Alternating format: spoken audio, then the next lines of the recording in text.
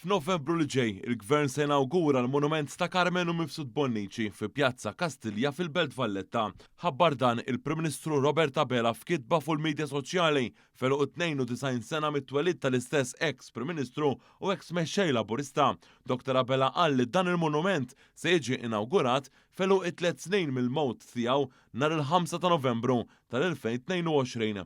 Il-Prim Ministru Abela qal li dan hu xieraq għall-ex-Prim Ministru ta' pajjiżna li kien vuċi b'saħħitha għal ħaddiema u difensur sod għad-drittijiet tagħhom, ħadem bla għeda u mingħajr qatt talab xejn lura b'risq il-batut u l-vulnerabbli, kompla jgħid Dr. Abela.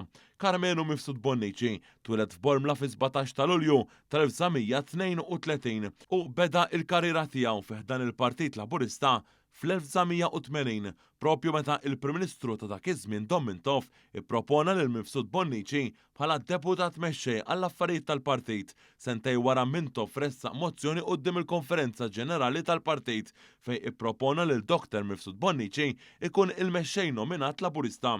Ftit wara nħatar deputat Prim Ministru u Ministru għall-Edukazzjoni fejn kien protagonista fil-kwestjoni bejn il-Knisja u l-Istat rigward l-introduzzjoni tal-edukazzjoni b'xejn għal kulħadd. F'Diċembru tal-1984, ftit sigħat wara ir-reżenja ta' Domintov, Dr. Mifsud Bonnici ħal ġurament bħala il-Prim Ministru ta' Malta bejn l-1987 u l-1992 u anke serva bħala kap tal-Oppożizzjoni sakemm baqa' jmexxi lill-Partit Laburista.